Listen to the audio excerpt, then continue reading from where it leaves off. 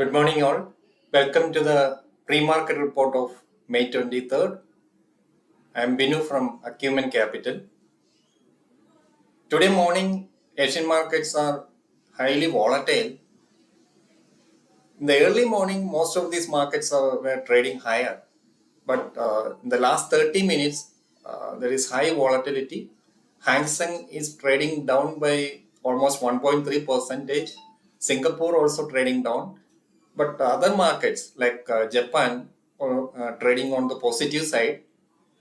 In the case of Singapore Nifty, last weekend, Singapore Nifty was down by more than 150 points. But today, early morning, it was up by almost 125 points. And right now, it's trading slightly on the downside. So we can expect this kind of volatility in today's market too. Actually, on Friday, US market closed mixed. At a point of time, Dow Jones was down by more than 600 points. But market recovered after that. And last week, it was Dow Jones index 8 consecutive weekly lows. So it is the longest since 1932. For S&P and Nasdaq, those indices, it was the 7th consecutive week of losses, and it is the first time since 2001. So US markets are under pressure only, and S&P 500, that index was mainly in the negative territory on Friday, and at one point of time S&P 500 was down almost 20% from the top level. So that point of time it was entering into a bearish territory, but late recovery helped the index to close slightly on the higher side. So investors are still worried about the high inflation and recession chances in US. So these news are still active there. So this week, US market will focus on two things. First one is FOMC meeting minutes, which will be announced on this Wednesday. So this meeting minutes is important because market will track, say any comments on the upcoming rate hike cycle, and detailed insights of US FOMC members about the current monetary policy stance will get from these minutes. So this meeting minutes will be important for US market. And another news to watch is the Q1 GDP second estimate is coming on this Thursday. Remember, the first estimate of the GDP of US was down by 1.4%. So there may not be any significant change this time also. But anyway, this GDP data also important for US market. Say, coming to our market outlook, there are a couple of things to watch. Say, on the weekend, there was some major announcement from the government to control inflation. So government on Saturday announced some steps like cutting central excise duty of petrol by 8 rupees and diesel by 6 rupees. So this is the second cut in the last 6 months. Another factor was cooking gas subsidy to Ujjwala beneficiaries down, so by almost 200 rupees per cylinder. The third step was customs duty cut on some products, some plastic products and steel products to help the local industry. So all these measures will help the economy. It will help the economy because these measures will control inflation, say up to 0.2 to 0.3% in the coming months. So these steps are considered to be positive for market today. But there are some sectors, industries, which will be impacted due to the announcement. First is steel industry. So this news is considered as negative for steel industry because a levy of export duty on certain steel products increased.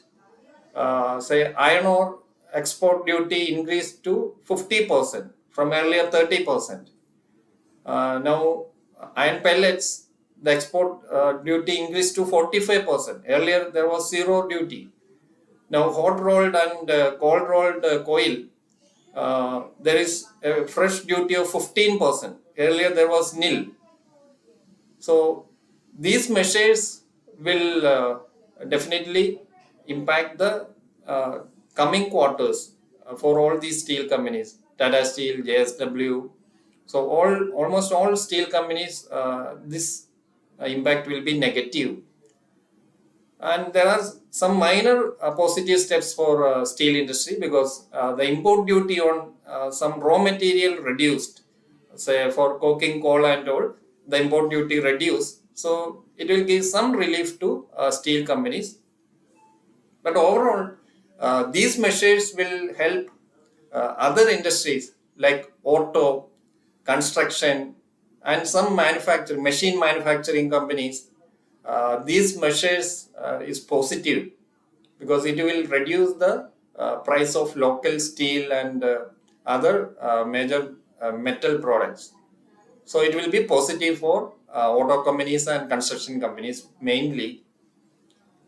And regarding stock specific news, today we have a couple of results, mid-cap results.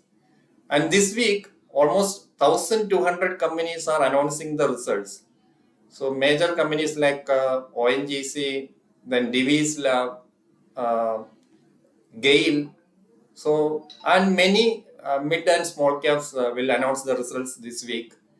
Today, the most important result is from Divi's Lab. Their net profit is expected to move up by 47% to 720 crore. And another one is Bharat Electronics. The net profit estimated is around 1,150 crore. It is down by 15% year on year. Then we have Zomato, Birlasoft, Sale, Ramco Cement. So these mid-cap companies will announce the results today. Regarding the results which came last week, BHEL reported strong numbers. Their net profit is 909 crore. Market estimate was 840 crore. And they reported a 13% increase in their revenue. Another positive result is from Shobha Developers. They reported a 40% increase in their net profit. And we have some negative set of numbers from Amar Raja Batteries. They have reported a 48% decline in their net profit. Then Paytm, the Paytm reported a loss of 762 crores for this quarter. So a lot of results reaction may be there. Then another factor to watch, Indian rupee movement. So today market will watch whether it will break 78 market or not, 78 level or not. So that may be important for some export oriented sectors. Now regarding the market level, say Nifty, today anyway it will be a volatile day. And this week we have the F&O expiry. So anyway, after the opening session, 16,250 may be the critical level for market. So if it can sustain above this level, then there can be some intraday upside movement. But anyway, on the upside, 16,330 can be a minor resistance. But on top of that, 16,385 will be the first major resistance. And above that, 16,424 could be a minor resistance, but major resistance could be 16,488. So these are the levels to watch on the upside.